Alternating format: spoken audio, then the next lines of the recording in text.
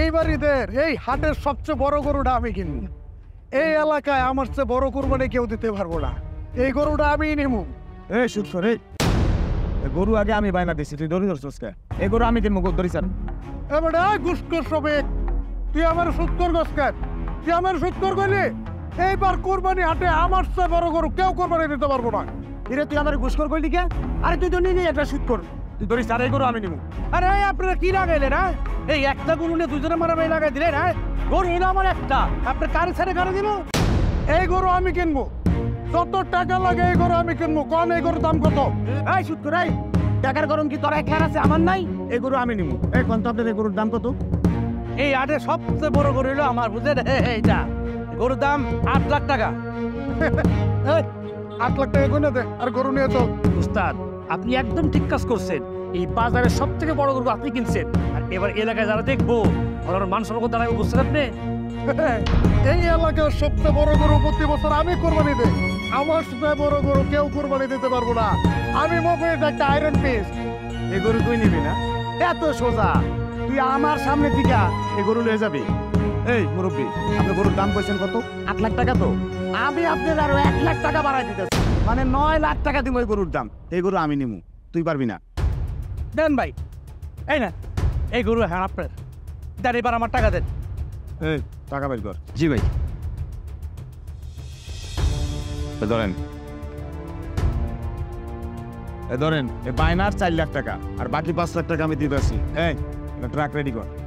এই ঘুষখোর শফিক, তুই আমার কাছ থেকে গরুর রশি টাকায় নি। এই কোরবানির হাটের গরু এত পছন্দ করে আমি গরুটা নিছিলাম। আমার গরু তুই কায়রা নিছিস, তোরে আমি দেখে নিব। আরে যা যা, দেখবো না তুই আমার কি দেখে নেব? আরে বেটা, এই হাটের সব থেকে বড় গরুটা আমি কিনছি, তার মানে কি বিজয়ী আমি। আর যা যা, তুই আমার কি দেখবি? আমি তোরে দেখে গেল মনে। এই রনি, অন্য হাটে দেখ, খবর নে। এর চেয়ে বড় গরু যদি না পাস, এর চেয়ে বড় একটা মোষ নিবি। তারপরে আমি এই ঘুষ করে বড় কোরবানি দিব। তারপরে আমি ওর চেয়ে বড় থাকবো। চল যা যা, আগে ওই কিনবো। পারলে একটা ছোট খাসি কিন না, কোরবানি দিস। এই একটা ট্রাক রেডি কর।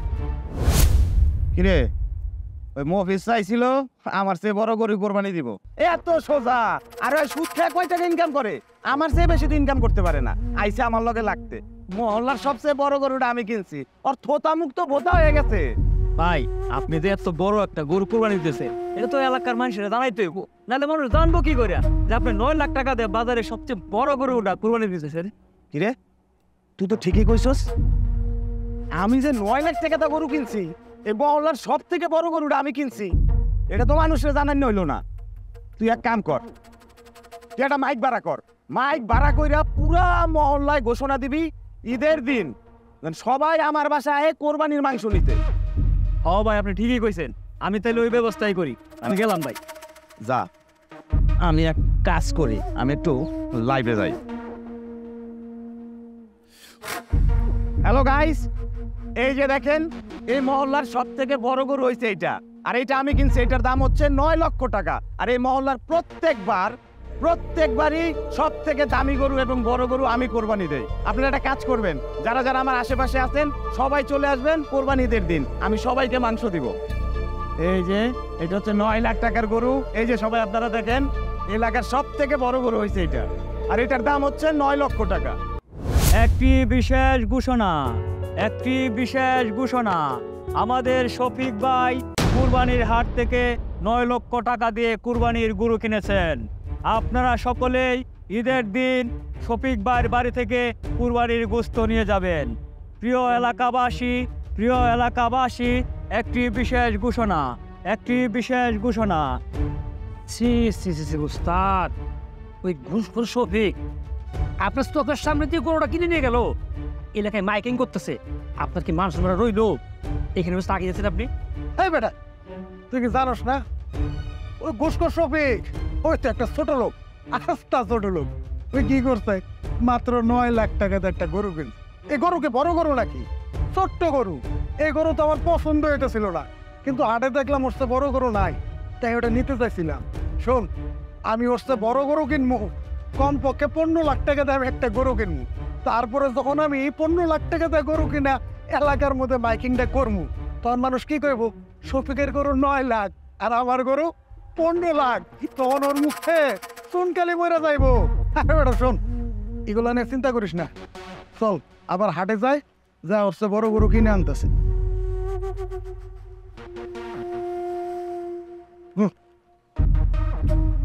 এই টাকা আমি দিয়ে যেতেছি। বান্ধবী, এইবার ঈদে খুব মজা করব। ও ভালো কথা, জানিস আমার ভাই না এবার গরুর হাটের বড় গরুটা কিনছে। সবচেয়ে বড় গরু আমরা কোরবানি দেব। দাম জানিস কত? 9 লাখ টাকা। আসছে তার ভাই এলাকার সবচেয়ে বড় গরুটা কোরবানি দিবে। এই তোর ভাই তো হচ্ছে একটা ঘুষখোর। তোর ভাই যদি আমার ভাইয়ের থেকে গরুটা ছিনিয়ে না নিত, তাহলে হয়তো ওই গরুটা আমরাই কোরবানি নিতাম। তাই বলে কি হয়েছে, আমার ভাই কি কোনো অংশে কম নাকি? আমি যেটুকু শুনেছি আমাদের এবার কোরবানির বাজেট 15 লাখ টাকা। তার মানে বুঝতেই তো পারছিস আমাদের কোরবানিটা কত স্পেশাল হতে যাচ্ছে। ছোট লোক একটা, ঘুষখোরের আবার বড় বড় কথা। কি কি বললি? আমার ভাই ঘুষখোর? এই তোর ভাই তো একটা সুদখোর, এলাকার সবাই জানে। আর সুদ খেয়ে কয় টাকা ইনকাম করতে পারবে? আমার ভাইয়ের চাইতে তোর বেশি টাকা ইনকাম করতে পারবে না। আমার ভাই লাখ লাখ কোটি কোটি টাকা ইনকাম করে, এলাকার সবাই জানে। আমার ভাই সবসময় এলাকার বড় গরুটা কোরবানি দেয়, এইবারও তাই করবে। আর তোর ভাই তাকায় তাকায় শুধু দেখবে, বুঝতে পারছিস? সুদখোরের বোন, ছোট লোক কোথাকার। কি বললি তুই? তোরা ছোট লোক, তোর বংশ ছোট লোক, আবার বড় বড় কথা বলিস। এই ছোট লোকের নজর না সবসময় ছোট দিকেই থাকে। আমাদের লোকে পাঞ্জা লড়তে আসিস। তুই তো একটা ফকিন্নির বংশ, বুঝতে পারছিস? এলাকা সবাই জানে যে তোর একটা ফকিন্নি। কি তোর এত বড় সাহস, তুই আমাকে ফকিন্নি বললি? ছোট লোক একটা, তোর সাহস তো কমলো, তুই আমার গায়ে হাত তুলছিস? তুই আমাকে মারলি, দেখাচ্ছি মজা তোকে আমি।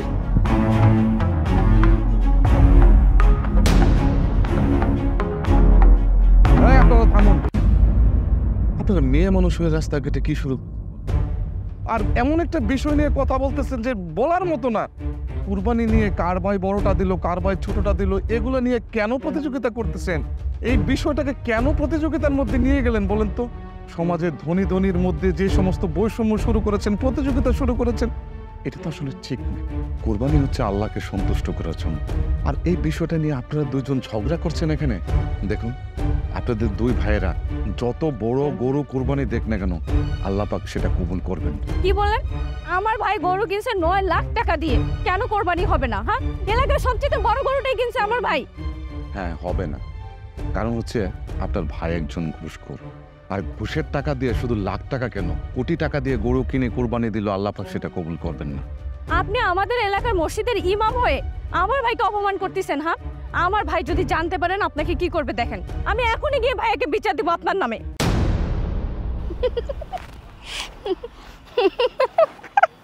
আপনি হাসবেন না, আপনার ভাইয়ের কুরবানিও আল্লাহ পাক কবুল করবেন না, কারণ আপনার ভাই হচ্ছে একটা সুদখোর। পবিত্র কোরআনে আল্লাহ পাক সুদকে সম্পূর্ণরূপে হারাম করেছেন। তাই আপনার ভাই 1 লক্ষ 2 লক্ষ না, যদি কোটি টাকা দিয়েও যদি কুরবানি দেয়, সেই কুরবানি আল্লাহ পাক কবুল করবেন না। কি বলছেন আপনি এসব? আমার ভাই এত টাকা দিয়ে গরু কুরবানি দিবে, কুরবানি হবে না। আমি এক্ষুনি ভাইয়ের কাছে যাচ্ছি আর সব কিছু বলবো ভাইয়াকে।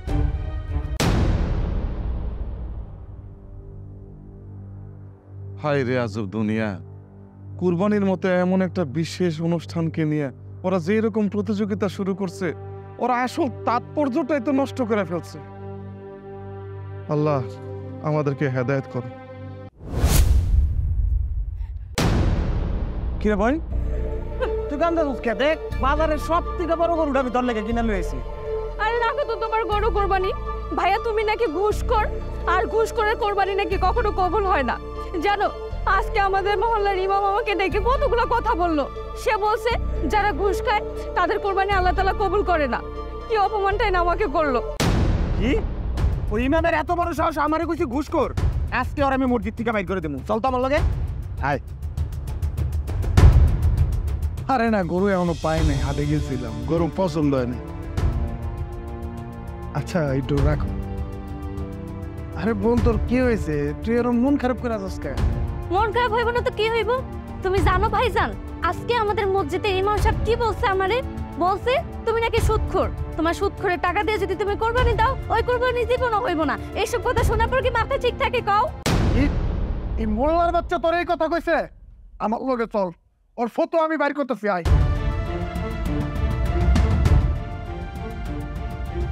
ভাই দাঁড়ান। আপনি উল্টা পাল্টা আমার বোনরে কি বলছেন? ঘুষের টাকা নাকি কোরবানি দিলে কোরবানি হয় না, এই সমস্ত উল্টা পাল্টা ফটো আপনারা কে দিতে বলছে? পাইজামি করেন আপনি? এই আপনি আমার বোনের কি কইছেন? আপনি নাকি কইছেন আমি সুদ খাই আর এই সুদের টাকা দিয়ে কোরবানি হইব না? আপনার এত উল্টাপাল্টা ফতোয়া দিতে কইছে কে? আপনি হইলেন আমাকে মসজিদের ইমাম সাহেব, আপনার কাম 5 ওয়াক্ত নামাজ পড়াবেন, এত উল্টাপাল্টা কথা কোন কেন? কি চুপ করে আছেন কেন? আচ্ছা, আপনারা কি শুরু করেছেন বলেন তো? এই ইসলামটা কি আপনাদের পৈতৃক সম্পত্তি যে যা বলবেন তাই হবে? একজন সুদখোর, একজন ঘুষখোর, আপনারা অবৈধভাবে টাকা উপার্জন করবেন আর সেই টাকা দিয়ে আপনারা কুরবানি করবেন আর সেই কুরবানিকে আল্লাহ পাক গ্রহণ করবেন না? আল্লাহ পাক সেটা গ্রহণ করবেন না। আচ্ছা, আপনারা কি জানেন না সুদ বা ঘুষের মাধ্যমে অথবা অন্যভাবে অবৈধভাবে যদি কোনো প্রকার অর্থ উপার্জন করা হয় সেটা হারাম। সেই হারাম উপার্জিত অর্থ দ্বারা যদি আল্লাহ পাকের উদ্দেশ্যে কোনো কিছু করা হয়, আল্লাহ পাক সেটা গ্রহণ করবেন না, কবুল করবেন না। আল্লাহর পথে যদি খরচ করতে হয় তাহলে অবশ্যই সেটা হালাল এবং সৎ উপার্জন হতে হবে, তাহলে আল্লাহ পাক সেটা কবুল করবেন। জিলহজ মাসের 10, 11 এবং 12 এই 3 দিন যাদের কাছে নিসাব পরিমাণে অর্থ অথবা স্বর্ণ অলংকার থাকবে তাদের জন্য কুরবানি ওয়াজ। তবে উক্ত নিসাব কিন্তু অবশ্যই হালাল হতে হবে। হারাম পন্থায় উপার্জিত, যেমন মনে করেন সুদ, ঘুষ অথবা দুর্নীতি অথবা অন্যায়ভাবে যদি কোনো ব্যক্তি কোনো অর্থ উপার্জন করে আর সেই উপার্জিত অর্থ যদি নিসাব পরিমাণ বা তার চাইতেও অধিক হয়, তারপরেও তার কুরবানি ওয়াজিব হবে না। যদি 50,000 টাকা দিয়েও কেউ কুরবানি দেয় আর সেই কুরবানির মধ্যে যদি একটি টাকাও যদি অবৈধ পন্থায় উপার্জিত থাকে তাহলে তার কুরবানি আল্লাহ পাক কবুল করবেন না। ঠিক তেমনি ভাবে আপনারা 7 জনে মিলেও যদি কোনো কুরবানি দেন, 7 জনের মধ্যে একজনের যদি একটি টাকাও অবৈধ পন্থায় যদি আসে তাহলে আপনার 7 জনের কুরবানিও বাতিল হবে, আল্লাহ পাক সেটা কবুল করবেন না। দেখুন, বর্তমান সমাজে যে প্রতিযোগিতা আপনারা করছেন এটা আসলে ঠিক না। যত বড় বিত্তশালী হন না কেন, আমাদের ধর্মে কখনো এটা কোথাও নির্দেশনা দেওয়া নেই যে একজন বিত্তশালী ব্যক্তি একের অধিক পশু কোরবানি করতে পারবেন বা কোরবানি করতেই হবে, এমন কোনো নির্দেশনা আমাদের ধর্মে নেই। আমাদের সমাজে যারা বিত্তশালী আছেন তাদের প্রতি ধর্মীয়ভাবে নির্দেশনা আছেন যে যত বেশি বিত্তশালী তার দান খরচ তত বিত্তশালী হতে হবে, কিন্তু সেটা অবশ্যই সৎ এবং হালাল উপার্জন হতে হবে। অবৈধভাবে সুদ বা ঘুষের মাধ্যমে অর্জিত কোনো অর্থ দিয়ে আপনি জাকাত, ফেতরা অথবা কুরবানি দিবেন, আল্লাহ পাক এই কুরবানি কখনোই কবুল করবেন না। আল্লাহ পাক আপনাদের দুজনকে এই বিষয়ে হেদায়েত দান করুন, আমিন।